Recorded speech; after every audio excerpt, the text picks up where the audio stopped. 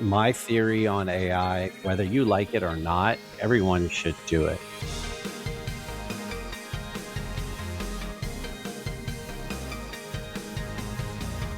Hi, everybody, and welcome back to Housing Insiders, the podcast for founders, builders, lenders, and regulators, and anyone who believes that everyone should be well housed. I'm Jonathan Lawless. And I'm Jeremy Potter. On Housing Insiders, we're hosting the conversations you won't hear anywhere else about how to make housing more innovative and attainable. And, July is mortgage month, as we've declared here at Housing Insiders, because, nobody's doing a lot of business in July, and so might as well do podcast. No, honestly, we're having some great conversations with leaders of some incredible mortgage banking institutions. And so here we are again. We get to go deep on a topic that we both know really well, but John still brings up a lot of questions in the housing ecosystem in the industry. So I'm really excited about this conversation. And John, we have a repeat guest. We have Patrick Gardner of Vellum Mortgage back on the podcast again. Yeah, we should have repeat guests because we've had some amazing guests, and Patrick being one of them. So we're excited to talk to you again, Patrick. Yeah, thanks, guys. I kind of feel like a celebrity. Appreciate the invite back. It must mean the first one went okay. Well, it did. I mean, we were together in person and there was whiskey. So it's a little bit different in the morning with coffee, but we're still going to bring the energy regardless. One of the things that keeps coming up, Patrick, is, we want to talk. I guess the better way to put it is the question we get most often is now going to be the cycle where technology and AI make mortgage easier and more accessible to everyone else. We understand it, we're in it, but we all still, even inside the mortgage space, talk about how clunky it is. And the question I think real estate agents give us, the regulators, the customers that we think about and talk to, all ask the same question. Oh, so now of course it'll be AI. That'll be the thing that makes mortgage easier. So if there was one kind of broad goal for today, I think it is, when you're building $1 billion mortgage company in 2026, is AI now the answer? Is that going to be the technology? So we'll walk through with you technology, AI, the landscape of, your investors and your customers that you have to deliver loans to, and understand how all that fits together. So with that intro, though, I do want to go back to this question of technology and AI. Let's walk through it. How has technology really chipped away at the complexity of mortgage, and is now the moment, Patrick? I mean, I guess it depends how you define easy, right? Easy for the mortgage company, easy for the consumer, easy for the realtor, right? And you can tackle these all different ways. I think at a high level, yeah, AI is it, because it can apply to so many different things. You can use it in so many different functions. Tech platforms are usually somewhat siloed. AI is not. It is basically the overlay on any sort of tech to simplify and bring all these things together. So it's a bit of pick your poison with AI. I can come up with a million ways to use AI. I'm not going to be able to do all of those at once. But if you want the high level answer, yeah, we're all in on AI. It is providing profound improvements for us internally. We are not using it externally yet. And then we could get into why that is. Well, no, we definitely want to cut through the bullshit, because we know as soon as we bring up AI, and I think when you pair it with mortgage, we get a lot of eye rolls. I think we get already AI fatigue everywhere. And that, even saying that's probably overused too, even now. Yeah. People are exhausted. Yeah. So today we're going to cut through the bullshit and understand, like, what are we really talking about here? Patrick, you're here because that's how you talk all the time. This is what's really going on. Yeah, so, for better or for worse. Probably why I don't do podcasts. But no, that's why we have you on ours. We are that podcast. I think one of the things that you just mentioned that I want to dig into is, like, okay, we have all these technology systems in every industry, and in mortgage it goes point of sale with some CRM data, with an LOS, with a closing platform, and there's title, and then you deliver to a servicing platform. And there's like 5 or 6 of these enterprise software platforms that you just mentioned. And all of them are going to try to put AI in theirs. Plus, you're going to put AI in your business. And so you're going to have the siloed vendors putting AI in their siloed technology while we're bridging the gap behind the scenes. Can you just talk about that? Sounds like a mess to me and a total nightmare for you as a CEO of a mortgage company. So what are we doing? What's going on? Yeah, yeah. Well, it's an extension of the current mess, and I actually think we got into this last time, which is let's take the role of Vellum, which is a small to mid IMB, right? And so we are typically in the build versus buy conversation in technology. We are buy, right? Historically, it's been very difficult to build technology at scale where the cost works out in our favor versus licensing, right? So the problem with all these vendors, they're all great, they all do great things, but there's overlap, right? So you have all these vendors and they expand what the product can do, and one product will reach into what a CRM does, and but I already have a CRM. And so it's either to obtain more market share or increase the price, and so we're kind of overpaying. AI is just doing a little more of the same, which is I really don't want six AI chatbots to go to with siloed data. The beauty of AI is to talk across your data. And so we're building everything ourselves to an extent. And that's, kind of the mission we've had is to eliminate a lot of that, which is all of these disparate platforms. We may use them, but we pull the data in ourselves and then we use it the way we want to use the data. We may not even use the UX, but maybe it performs some functions, some business rules that we don't want to reinvent the wheel there. But when it comes to the AI piece, that's ours. We'll API all the data in and we'll use our AI to either analyze or push information or however we're best using it. Yeah, I think that makes tons of sense, and there's kind of a couple of ways that I see AI being used elegantly, and I think that's one of them. The other is that AI can really enable you to build your own software, right? So Yeah. rather than having a Well, license certain types of software, it now becomes incredibly easy for independent mortgage banks with limited staff or limited technology staff to be able to, build their own tools and not have to ask a vendor for it. But I mean, to be honest with you, like I was booking a campsite the other day, and I had this fucking like talk to our AI to, but I'm like, no, like I want to yeah. pay $30 and reserve a place overnight. Like it's showing up everywhere. Yep. Everybody thinks that they need to have it, and I can see how that would be really frustrating. So can you talk about? So you said you pull in the data, and then you're using AI. Like where, like if you had to say number one use of AI for you, where it's created the most true advantage for you, where would you point to right now?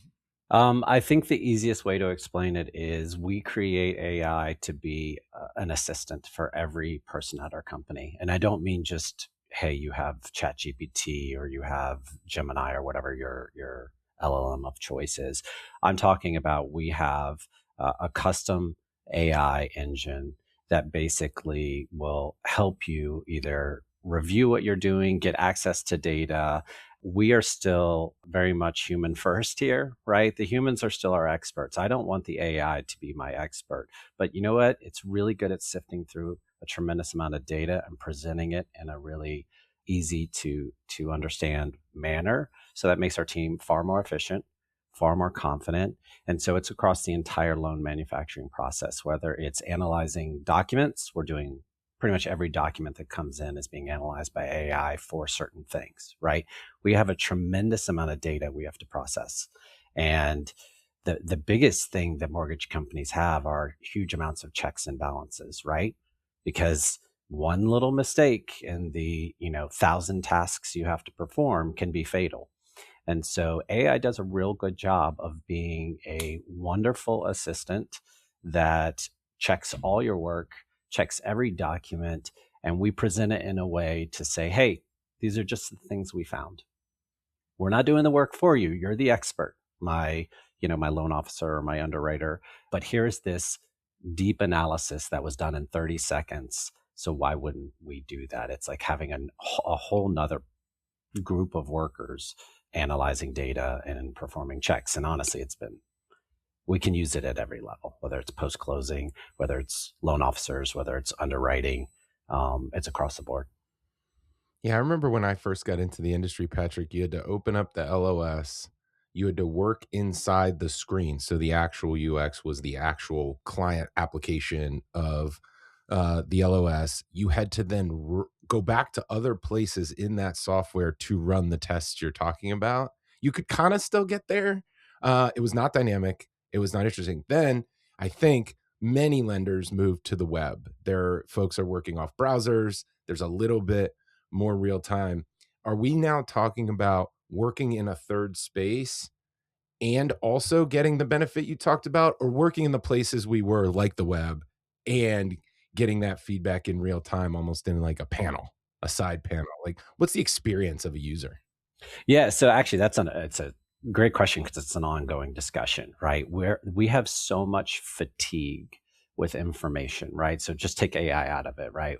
As a company, you have email, you have phone, but your phone now is receives texts, and you have web, and you have Slack, or you probably have Teams, right? There's just so much information coming to you. You have your LOS that pings you with alerts. It's like, how do we deliver this information? And so that's actually an open discussion right now, is how are we delivering? Right now, we have our own UX we have built from scratch. So we know that if you're going into that UX, it lives side by side with our LOS. You're really wanting the AI engine, and it runs automatically. So it can be running in real time, and you can look at it if you want to sort of assist you. But we haven't even made the decision on, do we deliver it as an email as well? If they don't want to keep it open, do we deliver it into Slack? We can do these things, but it does become noise, right? So for us, it's purposeful. You have to be in the AI UX to be using the AI. We want it to be intentional. We want you to purposely be looking at it for the value that it drives. And then as the adoption increases, we may change our delivery mechanism. But right now, we just built our own UX.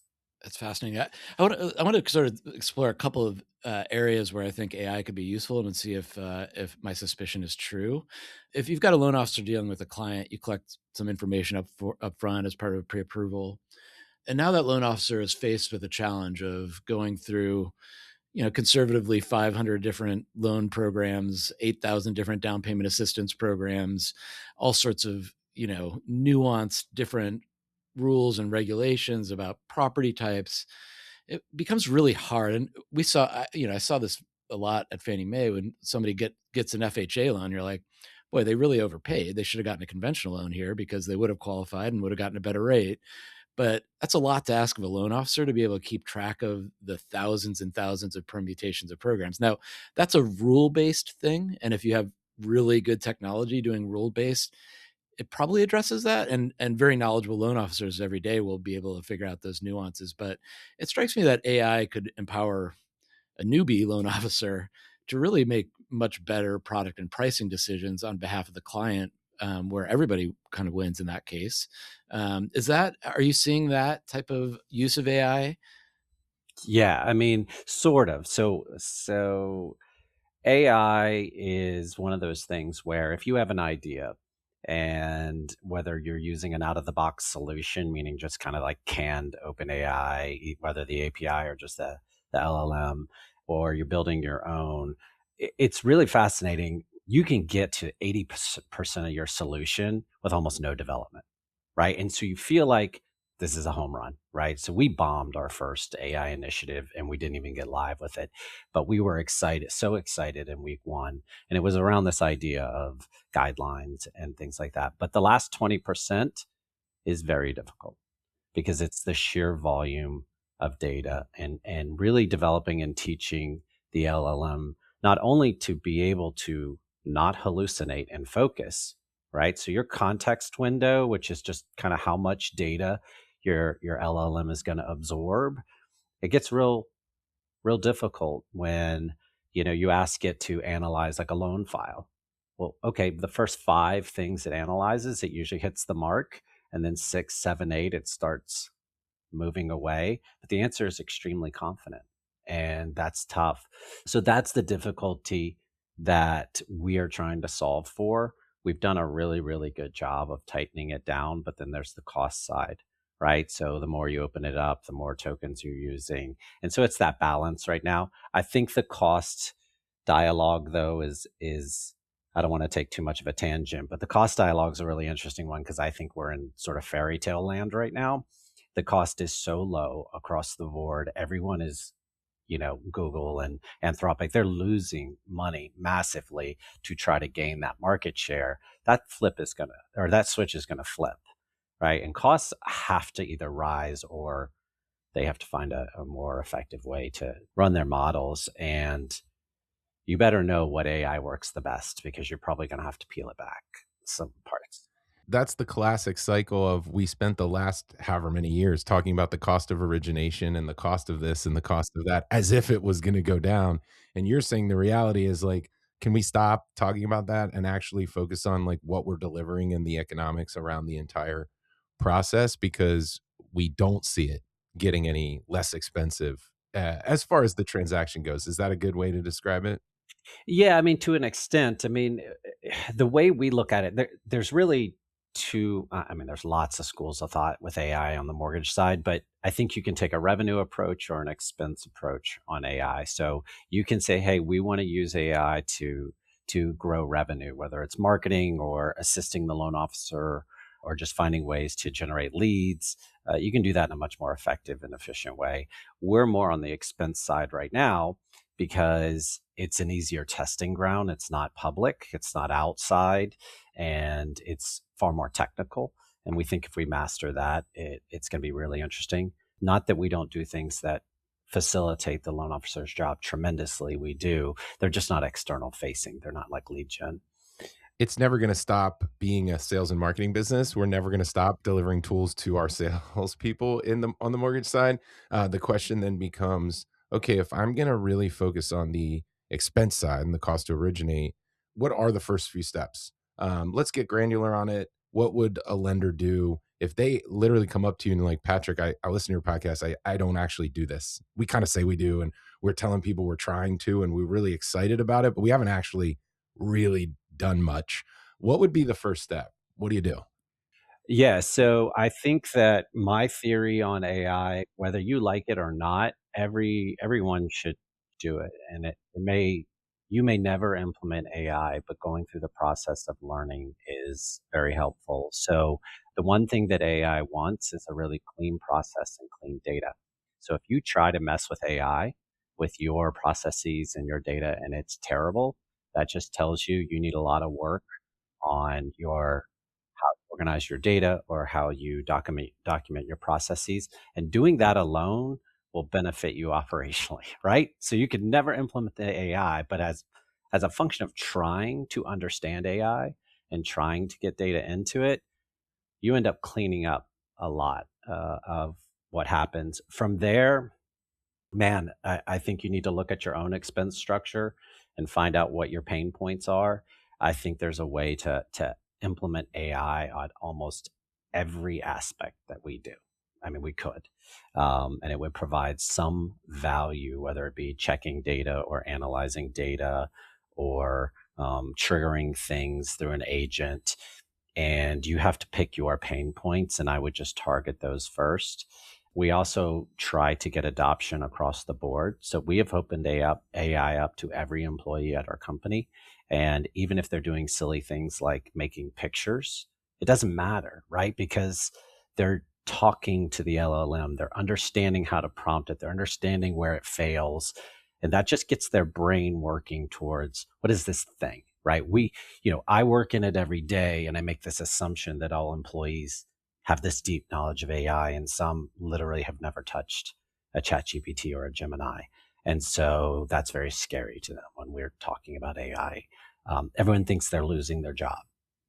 I'm not replacing anyone's job with AI. I mean, AI is in a weird way just like a human, right? It makes mistakes and you can also lead it. So how you talk to the AI will give you kind of that answer that you want, same as when you have a human conversation. So I'm not looking to my AI to be my perfect answer. I'm just looking as a true assistant. It's been interesting watching companies implement AI across every industry, and the sort of benefit of cost reductions hasn't really it doesn't you read all these stories. They invested so much money in AI and they haven't seen any change in like their overall profitability, except that they're now spending a bunch of money on AI, right? And so when you think about AI, like, okay, it can make you more efficient, which is good, which means you then can reduce headcount ostensibly is the way you could do it. I just sort of look for the ways that AI is really going to drive down expenses. It's not going to change your title costs. It's not going to change your appraisal costs, like the overall costs that you have to go through and all those things. So like, where could it? Like, okay, clearly by reducing staff or the number of people you have to do the same number of loans goes down, or you're paying for technology that you ultimately no longer need to pay for. But I definitely see your point, and definitely the idea and the experience of kind of getting into AI and understanding AI. But like, where does the rubber meet the road? At some point, if to your point, tokens get to be more expensive, you either got to show cost savings or you got to stop using. Like, where do the savings really come from, or where are you most optimistic about savings coming from? Yeah, I mean, right now for us, it would probably be on the expense side and the marketing side, right? So every mortgage company has a marketing department that generates massive amounts of content and collateral. I mean, in many ways, marketing is archaic in our industry, right? So there's tons of collateral created. That's just done with simplicity now, right? We can do that. You can feed your brand guidelines and really train it to how we operate, have a compliance engine, and it's just churning. So, so you could say yes. I've got speed and reduction in cost there, but the way we're looking at it, and so your argument's fair, but the way we're analyzing this is, hey, can I take a department and now I don't need any more people, and I can infuse 50% growth, 30%, 30, what's the number? And so that's where we are, is we are getting everyone up to speed. We are infusing it deeply and having everyone understand it to its max efficiency. And so now we need to push in the growth. Now we do have a large team that we are going to beta it with, and they are supremely confident that they can drop their staff dramatically. Like they've looked at it enough. But you know, that's the that's the bad side of it in a way. It's expense, it's really boring, it's not exciting. I'm just not ready to put it on the other side where, what's the biggest expense? It's the loan officer, right? But they're the experts. I mean, there's just no replacement for the relationship, the ability to dialogue, the understanding the complexity of the transaction. AI is not going to do that. I mean, you want to drop the number of pre-approvals we have your AI do it. Okay. Like, there's no creativity. And sure, you can get a 50-second approval, but that doesn't mean your borrower has any clue what they're doing. It's not going to teach them. Yeah, Patrick, I wonder, so you just made me think of a couple things. One, I'll address the first thing you said, which is I wonder if, John, what we're really looking at here is you're not going to hire more people for the things you otherwise would have. So I think of like our company, True Footage, we're actually using AI such that our product team is making fewer mistakes, or the mistakes they're making, we're learning more faster. So we don't have to do the typical arc that SaaS took us on, where you have to like do all this learning the customer, implement, test, use the different controls, then go back, then review, then make the change, then pick your solution. Like that cycle has been compressed quite a bit with, I think, the same or maybe even better results, frankly. So it's just like the same team is now operating pretty efficiently relative to mistake or relative to like learning. I would say that was one thing. The other thing, Patrick, you made me think of though, which is more relevant to this mortgage month conversation. We saw the rise. We've always kind of had the rise of the celebrity LO, the LO that sort of is the face of a branch or the face of a company or able to operate a team that grows and grows and grows. And I wonder if that's more what we're talking about here. The LO is not going anywhere, but a individual that has built their brand and built their business within your business or within the brand now has the ability to do so much more across referral sources and channels and products that that individual becomes almost their own company in a way relative to what we've seen in the past because of AI versus we're going to start eliminating people. I don't know if that makes sense or if that's even possible on the balance sheet or the room that we have in volume in this industry, but that sort of makes sense to me is like you're now going to have like an individual LO become their own mortgage company almost potentially. Yeah, I mean, right. So my My belief is that the more people you have touch a loan file, the more complicated it becomes for the consumer, right? Because everyone has a slightly different take. Did all the information transfer downstream? And so AI helps with that.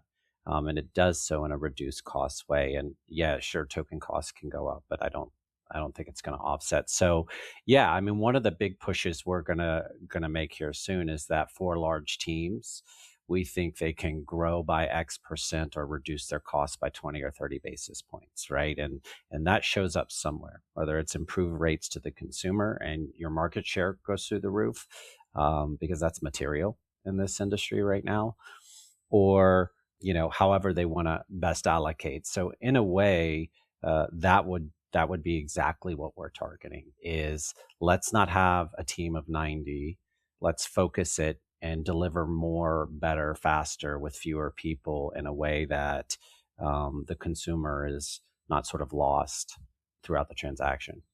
Yeah, I mean, if for those who know Patrick and Vellum, like you've had a very creative way of structuring how people engage and how processors support loan officers, and I've sort of had it in the back of my mind that your structure and your thinking through that process is very ripe for AI to assist you. Like you've divided the work in a way that AI can be implemented better. And, I encourage those who are listening, listen to Patrick's previous episode, learn more about how Vellum set themselves up, because I think it truly is. And not only a great way to do it to begin with, but a great way to do it to allow AI to be even more effective at reducing the fingers and hands that have to get involved in a loan file. That's actually so true because of how we redeveloped our process and we segmented the duties differently. We actually have a whole subset that are just AI ready, right? And it just allowed us to move at absolute speed and develop. And I think one of the key things that we didn't actually stick to, but I think is important, is this idea of being able to develop the software yourself. So most IMBs don't think they can. I think it depends, right? So if you deeply learn AI and you really want to understand it, yes, you could probably do things on your own. But our systems and the way we operate are just set up to develop software on our own at speed. We have a true custom solution, and that just makes the experience so much better than having to fit our atypical process into a typical mortgage software, right?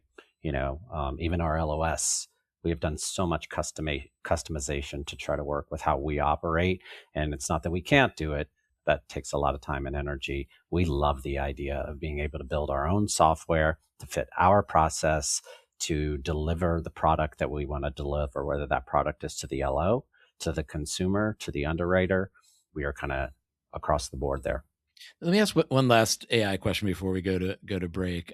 Just out of curiosity, AI works for companies, but it also works for consumers now too. And I'm just curious: are you seeing greater adoption amongst your clients and consumers as they engage with you? Because well, ChatGPT told me I could do this. Yeah, 100%. Okay, interesting. Yeah, listen, AI is useful for everyone, right? And so, but it's really no different than the internet. We have access to massive amounts of data. The AI just makes it so much easier to digest. And so they get information at speed. So does it present a new challenge? Yeah, it does a little bit, because if they've gone down a rabbit hole with AI that makes no rational sense on the mortgage side, we have to unwind that. But that can happen, just by combing through boards on the internet or articles. But if someone's well versed, it does make the conversation easier for us. I mean, when we present new concepts or ideas to make a better loan option, the borrowers are typically pretty well versed, and for us, that's great. I mean, unless you're trying to do something misleading or unethical, it actually tracks very nicely with how we operate. Awesome. We're going to take a second to hear from, do a quick ad break. And as always, please listen to the ad. If you want your ad to be placed here, please let us know. And we'll take a couple seconds and we'll come back with Patrick Gardner. Welcome back. It's Mortgage Month on Housing Insiders. We're talking to Patrick Gardner of Vellum.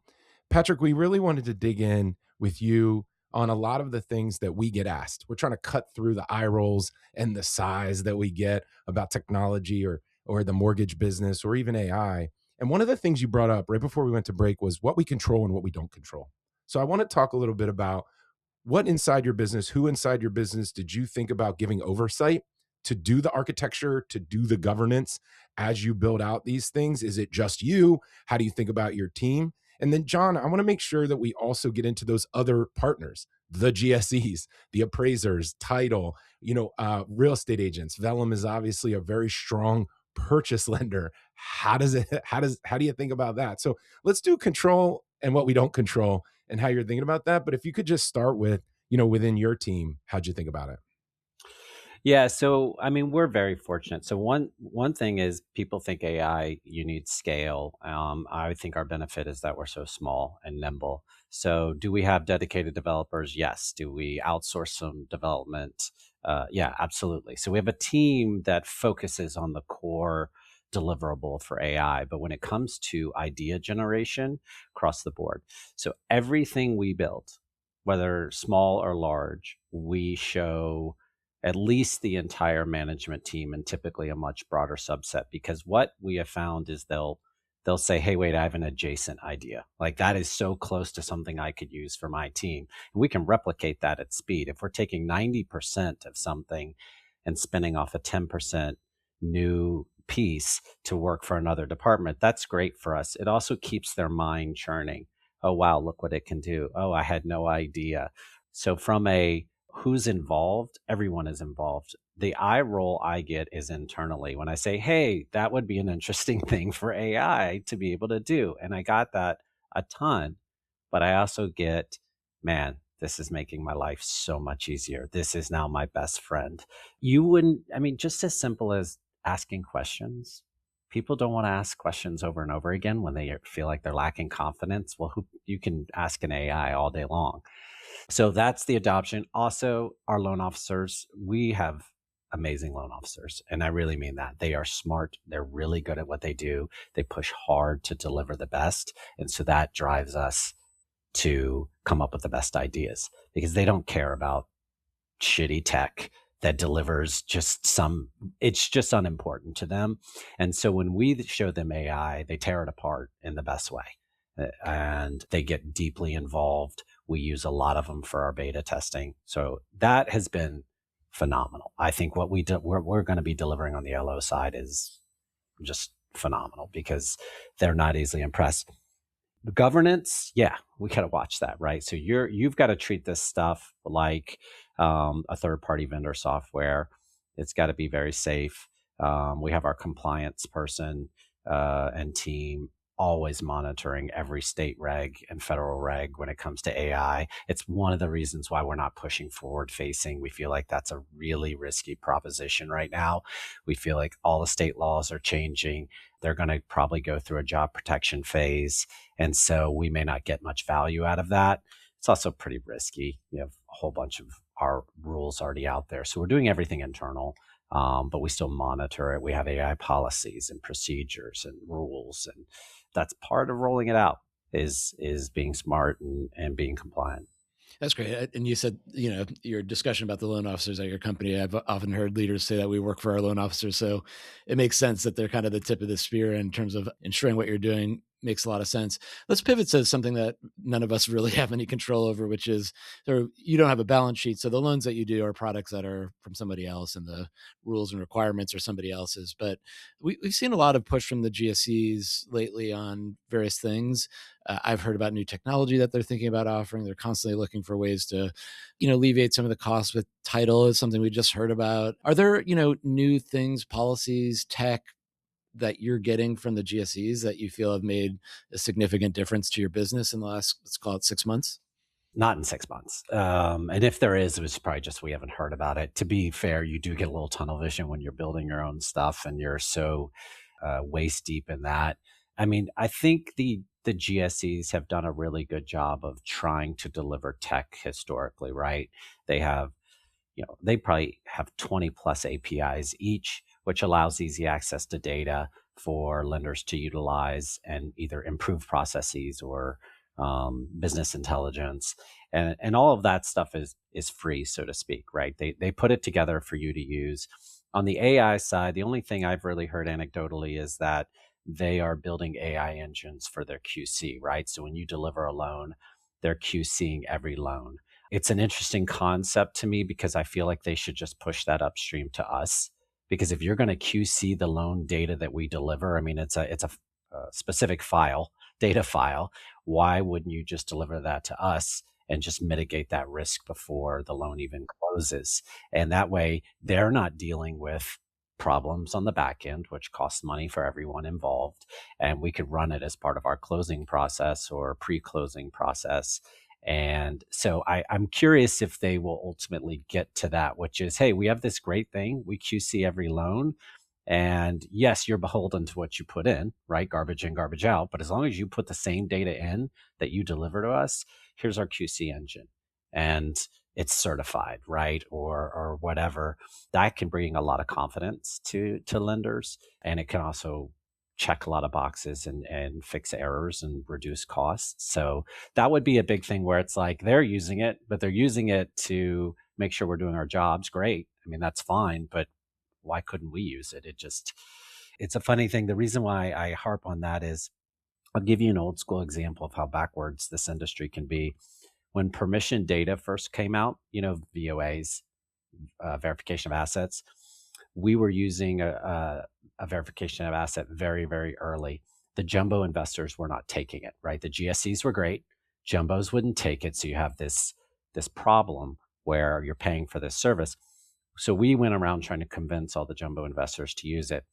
I can pick on Wells Fargo because they're not doing it anymore, right? But they literally used our verification of asset vendor to QC our asset statements, but we couldn't use that vendor to deliver the file.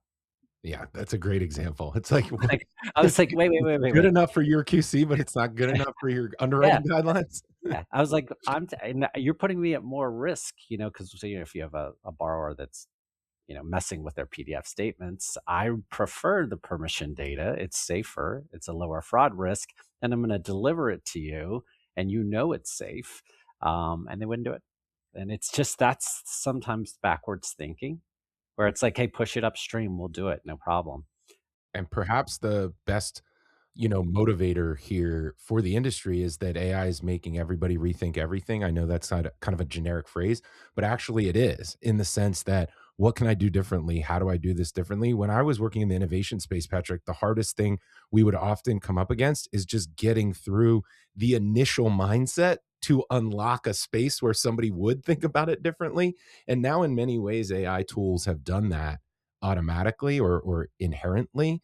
And so that's been kind of exciting. We have a few minutes left here, Patrick. We also wanted to look ahead a bit on the innovation side, speaking of. And one of the things that I've been searching for a long time is in the purchase transaction specifically, a bridge between the real estate community, the listing, the house, the consumer pre-approval into the mortgage process to give more certainty, to give more confidence, to actually make the mortgage industry be able to stand up and say to the real estate industry, you can count on us. How does technology do that? How does AI do that for you in the next 6 to 12 months? Your loan officers, as I said earlier, are very strong in the purchase market with their referral sources. What does that look like now going forward? Yeah, I mean, I think as much as I argued against speed before, right? Like, I don't think a 1 minute pre approval is really what we're talking about. But once they are pre approved, speed and access to data is important, right? So the consumer to be able to ask questions about their own financial profile against a backdrop of mortgage guidelines or processes or things we've built out inside of our framework, that's real, right? So to go, and I've honestly been thinking about this for, I guess, like 8 years. And when Nate was on, Nate and I were talking about it deeply, which is this app, for lack of a better word, that you can ask questions against your own personal financial data and get answers immediately, which means, hey, I can make a decision faster. And, can real estate agents, do they have to know the LO? Are they going to push it to another person to feel more comfortable with the transaction? That kind of stuff gets, can create stress. So I like the idea of being able to talk to your data. AI does an amazing job of that. It does an amazing job of analyzing different things. I still think it's not ready for the answer. Yeah, it's the dynamic nature that is new and I think really interesting. And then two, what you said, which is often when I talk about speed to certainty or speed to confidence, people think I'm talking about the closing. And I have to always distinguish, like, I'm not talking about faster closings. That may happen, and I hope it does. But what I'm actually talking about is you're done, close whenever you want. That Yeah. speed to confidence, that speed to certainty is actually what we're talking about. And then buyers and sellers can pick whatever date on the calendar they're actually going to meet. But the problem has been there isn't certainty closer and closer to that date on the calendar. And we need to get the certainty in their hands so that the date on the calendar just becomes whenever. And we're not quite there, but it feels like what you're saying is we're closer than we've been. Yeah, we are. I think we are within the data that we can control. And so the biggest hurdle, maybe not the biggest, but one of the large hurdles is there's so many parties to the transaction in real estate, right? You have counties and states and sellers and buyers and titles and title and appraisers and lenders, and these parties all have independent data sets. And so you're still reliant on them to get the data to then analyze the data. So I can analyze data at speed. I can talk to the data at speed. I can render an answer at speed. But if I don't have the data, who cares? I can't do anything. And so that's where I would have to really try to think through, how do we solve all of the different parties talking at a faster level? And then that's going to get you that answer. Because yes, I can get a loan to approval in no time flat, assuming I have all the data from all the third parties, right? Title, tax records, these are things the borrower can't control. But as we improve, as AI proves to be more reliable, yeah, I think people will adopt it and say that is the answer, right? Like that AI answer, we accept it. Perfect. So I'm going to wrap us up here, and I'm going to ask our usual last question, which is, given the things that you just mentioned, or anything that you've been seeing in the last 6 months since we last had you on the podcast, where are you seeing a great need for somebody to start a new business and do something that would really make your life easier? Is there an AI tool that you wish you could plug in, or another service, or another product that you thought, boy, if that was out there, it would really do me a whole world of good? So for our innovators and entrepreneurs out there, what should they be working on? Oh man, you're not going to like this answer. So you asked for honesty, right? Nothing. And the reason I say nothing is because that is somewhat in contradiction to how we started this conversation, which is companies like us can build our own at speed, and I want to build it myself. I want to, I'm trying to get rid of vendors and expenses, not because they're not great, but because we want a custom solution that we can control and we're not beholden to their process or their speed. So we are building everything ourselves. Now, anything that helps us build faster and better, great. But outside of that, just getting us to the data or getting the data in a structured format for us, that's some of the hardest things that we do. So if someone can solve those problems, so we're not doing that piece, great. So I guess it's like delivery of information into the AI, master that with speed. That's a lot of our hurdle. But as for the UX and the functionality, we're building it to how we want to operate. I think that's a great suggestion for the industry, and I think it's awfully hard to fundraise to build nothing, Yeah, but it is nothing. It maybe feels like we nothing. have seen it done before. So, all right, well, Patrick, thank you so much for joining us again and for sharing all your insights. I thought that was just a tremendous discussion. So appreciate you being here. Yeah, no, I appreciate it as always, guys. And I'm sure we'll catch up soon over bourbon next time. Thank you, Sounds Patrick. great. All right, guys, that does it for today's episode. We'd love to hear more from you, so please send us an email at podcast@thehousinginsiders.com. And as always, if you like what you hear, what you're listening to, please leave us a review rating on the various platforms that you listen to this episode. That's right. You heard from Patrick. It's about the right information to the right person at the right time. Hopefully, this podcast finds you at that right time and you share it with somebody else so that they can benefit from it too. Hit subscribe to get all of our episodes. And thank you, as always, to Keenan Chang for our music.